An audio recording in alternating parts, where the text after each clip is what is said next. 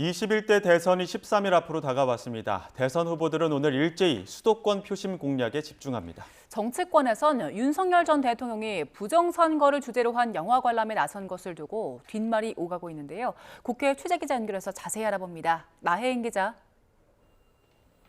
네, 국회입니다. 먼저 대선 후보들 오늘 어떤 일정 소화하는지 자세히 전해주시죠. 네, 먼저 민주당 이재명 후보 오늘 자신의 지역구가 있는 인천을 찾습니다. 그제 서울, 어제 경기에 이어서 사흘째 수도권을 누비며 전국에서 가장 많은 유권자가 몰린 최대 승부처 표심을 공략합니다. 오늘도 윤석열 정권 실정과 비상계엄 심판론을 부각하면서 자신이 국가 혼란을 해결할 유능한 일꾼이라는 점을 부각할 것으로 보입니다.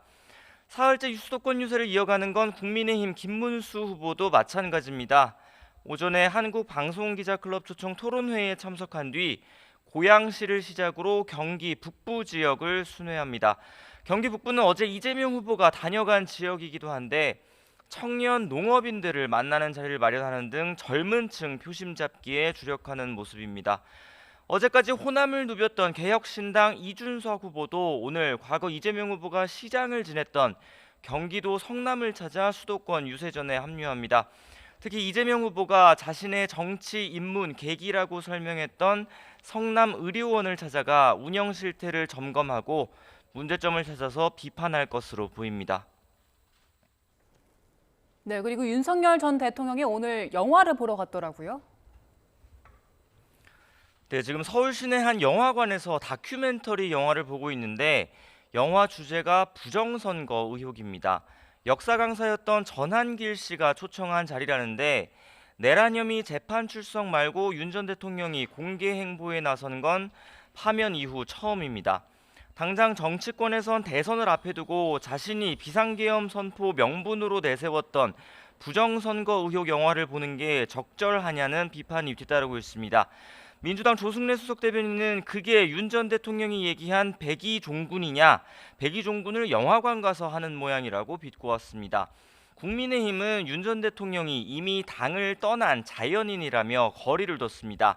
다만 내부적으로는 당이 반이재명 표심 결집에 안간힘을 쓰는 상황에서 윤 전 대통령의 행보가 외연 확장에 도움이 안 된다는 비판도 나오고 있습니다.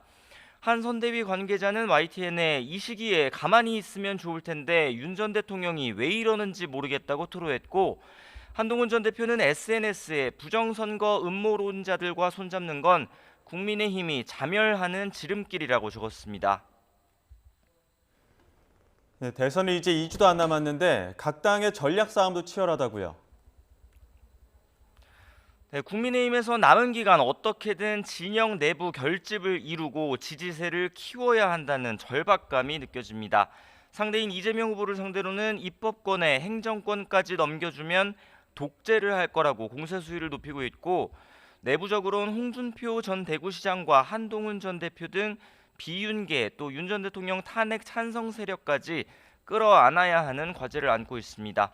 국민의힘 선대위 관계자는 YTN과 통화에서 결국 막판에는 범보수 진영이 결집할 거라며 개혁신당 이준석 후보와의 단일화 가능성 역시 긍정적으로 보고 있다고 기대했습니다.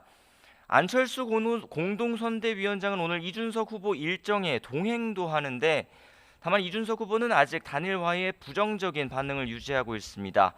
보수 진영의 단일화 논의가 지지부진한 건 단일화를 했을 때 민주당 이재명 후보를 꺾을 수 있다는 여론 지형이 아직 형성되지 못했다는 현실적인 이유도 있습니다. 민주당은 보수 진영 단일화를 명분 없는 야합 또 내란 세력 결집이라고 비판하고 있습니다. 윤여준 상임총괄선대위원장은 아침 회의에서 방심하지 말고 최선을 다해 저들을 심판해야 한다며 겸손하게 지지를 구하자고 당부했습니다. 민주당 내부에서는 남은 기간 이재명 후보 1강 구도에 변수를 만들지 않아야 한다는 공감대가 읽힙니다. 이 후보 지지세가 공고하긴 하지만 상대 진영이 막판에 결집할 수 있고 또 다 이긴 것처럼 굴다간 되레 민주당 지지층이 방심하고 투표장에 안 나갈 가능성도 있다고 민주당 관계자는 언급했습니다. 지금까지 국회에서 전해드렸습니다.